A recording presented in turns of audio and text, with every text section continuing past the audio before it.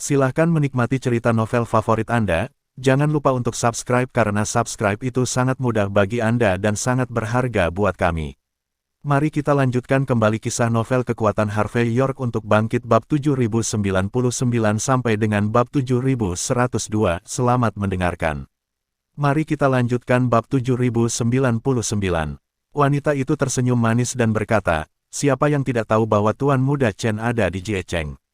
Aku, Ceilin Erga, masih menjadi penggemar nomor satu Tuan Muda Chen. Tapi penggemar adalah penggemar, dan aturan masih harus dikatakan. Jika orang-orang di masyarakat ini tidak mengikuti aturan, seberapa buruk jadinya?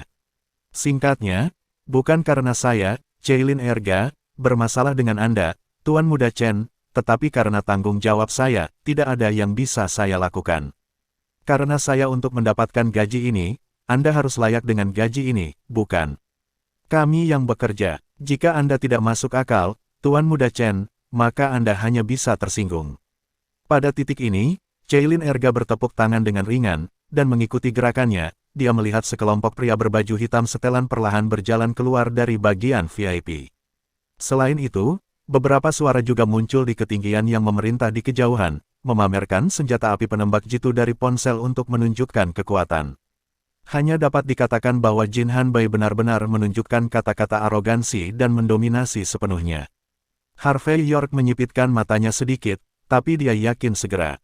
Apakah itu orang-orang ini atau senjata api penembak jitu di kejauhan, itu tidak berpengaruh padanya. Tapi begitu dia melakukannya, paling banyak dia bisa melindungi satu Ariana Zige. Adapun Diego Chen, dia hanya bisa berdoa.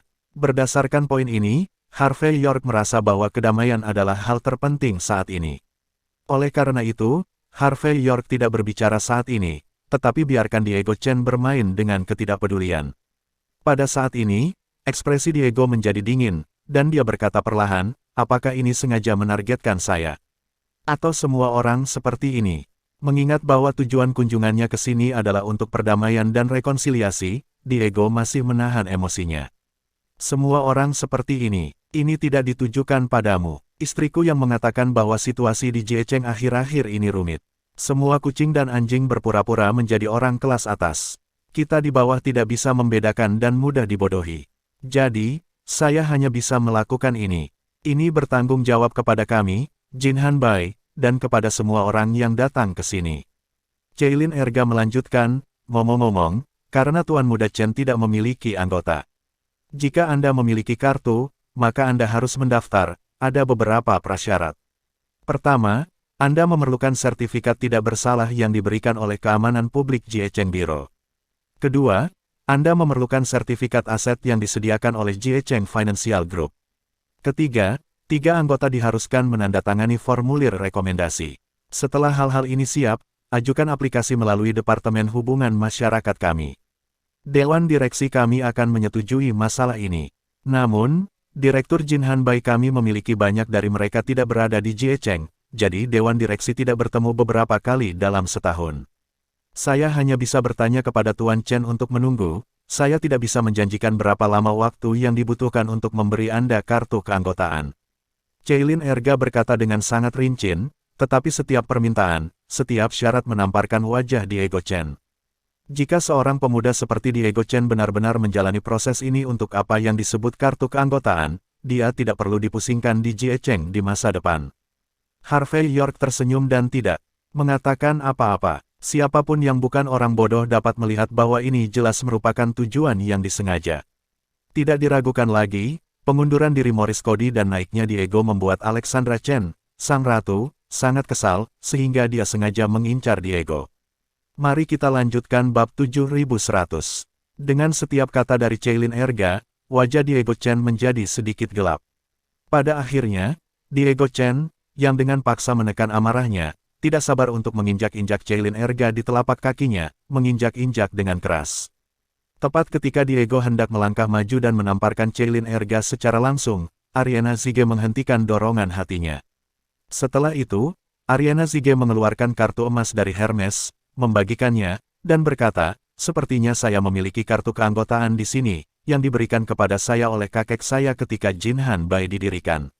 Ariana Zige telah menerima barang ini sebelumnya, tetapi Ariana Zige tidak pernah mengingatnya, tetapi melemparkannya ke dalam tas dengan santai. Tak disangka, bisa digunakan hari ini. Benda ini adalah salah satu dari 50 kartu keanggotaan di awal pembukaan. Itu diklaim sebagai otoritas tertinggi. Kamu tidak berpikir kamu akan menyangkalnya. Ariana Zige tersenyum saat itu, tetapi ada sedikit dingin dalam kata-katanya. Jika Anda tidak mengenali kartu keanggotaan ini, apakah menurut saya Jin Hanbai memiliki masalah dengan keluarga Wudang Shirei kami? Saya akan melaporkan masalah ini kepada kakek saya. Mendengar ini, Diego menarik napas dalam-dalam. Meskipun Ariana Zige adalah seorang wanita, tetapi sebagai satu-satunya bibit dari keluarga Wudang Shirei, dia seringkali memiliki kekuatan berbicara lebih dari Diego. Tetapi Cheilin Erga sedikit terkejut ketika mendengar ini. Jelas dia tidak dapat membayangkan bahwa Ariana Zige benar-benar memiliki apa yang disebut kartu keanggotaan. Dia dengan enggan mengambil kartu keanggotaan, memeriksanya, dan memeriksanya dengan mesin di meja layanan sebelum menunjukkan senyum jelek. Nona Ariana yang terhormat, ini memang kartu keanggotaan tingkat tertinggi Anda. Anda dapat membawa 4 orang masuk, dan semua jenis konsumsi bisa didiskon. Cheilin Erga awalnya ingin menentukan bahwa Diego Chen tidak bisa masuk, tetapi mengingat bahwa tidak ada item seperti itu dalam aturan keanggotaan, dia hanya bisa diam. Lagi pula, identitas Diego ada di sana. Meskipun Cheilin Erga mengandalkan Alexandra Chen untuk mempersulit Diego, dia tidak berani bertindak terlalu jauh.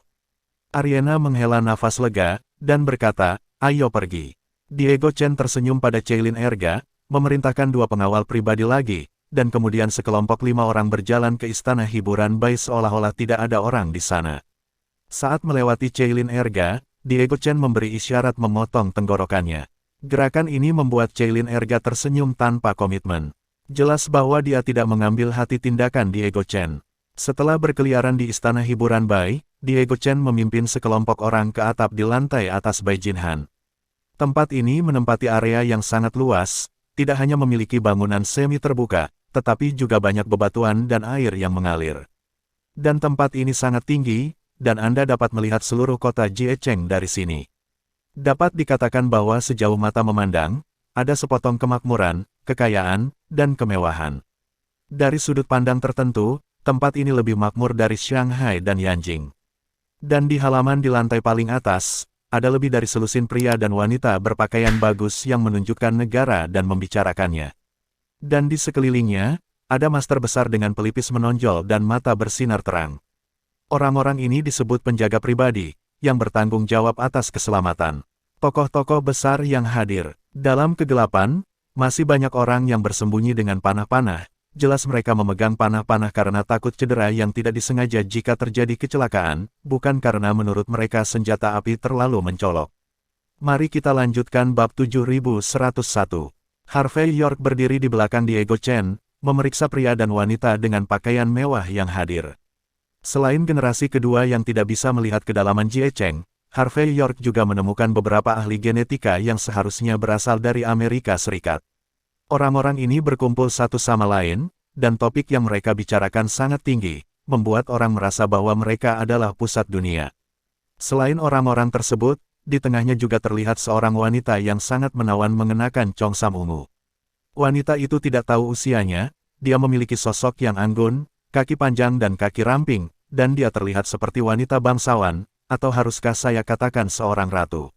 Dia memegang batang hokah yang panjang dan indah yang terbuat dari emas di tangannya, dan sesekali menarik napas, mengepulkan awan, seperti peri. Banyak pria akan meliriknya, lalu tidak berani menatap langsung ke arahnya, lalu membuang muka. Wanita seperti itu jelas merupakan generasi ratu di zaman kuno. Hanya dia yang bisa bermain dengan pria, tidak ada pria yang bisa bermain dengannya. Harvey York sekarang mengerti mengapa nama panggilan wanita ini adalah Ratu Lebah. Harvey York masih merasakan pesona Alexandra Chen. Di samping, tatapan Diego tertuju pada pria lain, dan kemudian dia bergumam, apakah itu Olivier Suri?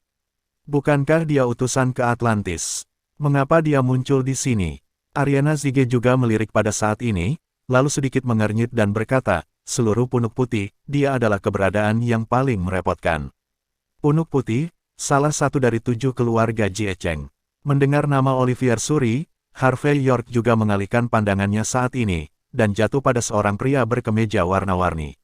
Usia pria itu seharusnya hampir sama dengan Diego Chen dan yang lainnya, dan ekspresinya membawa temperamen yang sangat feminin. Dia hanya duduk di samping Alexandra Chen, sesekali melirik Alexandra, dengan cinta yang hati-hati dan keserakahan di matanya. Biasanya, perilaku seperti itu relatif buruk, tapi tidak ada yang berani menunjukkannya. Semua orang bersikap sopan kepadanya, seolah-olah mereka takut akan membuat Olivier Suri marah jika mereka mengatakan atau melakukan sesuatu yang salah. Bahkan Ratu Lebah Alexandra Chen tidak berani mengabaikan keberadaannya, dan sesekali mengucapkan beberapa patah kata kepadanya untuk menjaga emosinya. Harvey York memandang Olivier Suri dengan penuh minat, dan berkata dengan lembut, "Siapa orang ini? Di antara kami, generasi kedua Jie Cheng, dia bisa dikatakan sebagai karakter yang paling tidak menyenangkan. Bukannya kami takut padanya, itu karena perilakunya yang terlalu mesum. Kami tidak suka bergaul dengannya. Tentu saja, dia tidak menyukai kami juga, tapi suka mengikuti di belakang Alexandra Chen dan menjadi anjingnya." Diego Chen melengkungkan bibirnya, dan berkata dengan dingin, "Tidak baik menjadi orang baik, dan lari menjadi orang tua anjing penjilat wanita." Hampir begitu dia masuk, suara bising penonton berhenti seketika, dan semua orang terdiam. Suasana di lapangan hampir hening saat ini. Semua mata tertuju. Mari kita lanjutkan bab 7102. Di bawah mata semua orang, di mata semua orang.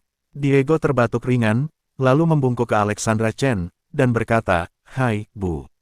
Di depannya, dia mengulurkan tangannya dan menepuk wajah Diego, dan berkata dengan dingin, "Diego, apakah kamu tahu Anda datang ke sini tanpa diundang? Jika Anda ingin meminta maaf, Anda harus tulus. Ayo berlutut dulu. Buat 3 suara, Nyonya pasti tidak akan menyalahkanmu." Mendengar ini, mata pria dan wanita di pakaian mewah di lapangan tiba-tiba menjadi menyenangkan. Sangat jarang melihat generasi kedua Jie Cheng langsung berlutut dan bersujud. Banyak orang yang secara tidak sadar ingin mengeluarkan ponselnya untuk mengambil gambar. Melihat adegan ini, Ariana Zige mengerutkan kening. "Olivier Suri, apakah kamu gila?" Petik 2. Bagaimana Diego Chen bisa berlutut? Tidak berlutut. Olivier Suri mencibir, lalu mengeluarkan senjata api dari dadanya, itu langsung mengarah dahi Diego. Sekarang, berlutut atau tidak, Diego Chen juga merupakan generasi kedua yang pemarah. Pada saat ini, dia menatap Olivier Suri dan berkata dengan dingin, "Olivier Suri, kamu dari White Ham, dan aku dari Aula Bela Diri Chen. Semua orang berada di lingkaran yang sama. Apakah kamu pikir kamu benar-benar hebat? Letakkan senjata api di dahiku. Jika kamu memiliki kemampuan, kamu benar-benar menarik pelatuknya dan membunuhku. Aku ingin melihat, siapa yang akan dimakamkan bersamaku." Pada saat ini, Diego sangat marah. Dia datang ke sini hari ini dengan tulus, tetapi tanpa diduga, dia dipermalukan lagi dan lagi. Bahkan jika dia dengan sengaja menurunkan posturnya, dia hampir tidak bisa menahan diri saat ini. Dua penjaga pribadi Aula Bela Diri Chen melihat tuan mereka ditahan di dahi dengan senjata api, dan segera tanpa sadar mengeluarkan senjata api. Tetapi tindakan mereka secara langsung menyebabkan reaksi berantai. Tuan-tuan besar yang berdiri di tepi semuanya mengeluarkan senjata mereka satu persatu.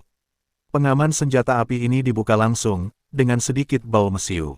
Tak perlu dikatakan, Harvey York memiliki beberapa senjata api di kepalanya. Bahkan Ariana Zige, seorang gadis, memiliki senjata api ekstra. Pihak lain penuh dengan tatapan membunuh, dan sepertinya jika mereka tidak setuju satu sama lain, mereka akan bertarung. Adegan ini membuat ekspresi Diego sangat jelek. Pemilik di sini, Alexandra Chen, menyaksikan pemandangan itu dengan penuh minat, lalu dengan santai membawakan segelas anggur merah ceri. Dengan jari-jarinya yang ramping, dia mencubit ceri dan memasukkannya ke dalam mulutnya, dan sesekali menjilatnya beberapa kali dengan lidahnya yang cekatan, mengeluarkan suara yang menggoda. Adapun adegan di depannya, dia tidak punya niat untuk menghentikannya, dia jelas ingin memberikan pukulan buruk kepada orang-orang ini. "Apa menurutmu aku tidak berani membunuhmu?" Olivier Suri menyodok dahi Diego Chen dengan senjata api di tangannya. "Kamu, generasi kedua Aula Bela Diri Chen, tidak mengikuti Tuan Muda Burion Chen, tetapi berhubungan dengan orang luar. Selain itu, kamu masih berani bersekongkol untuk merebut kekuasaan Aula Surga.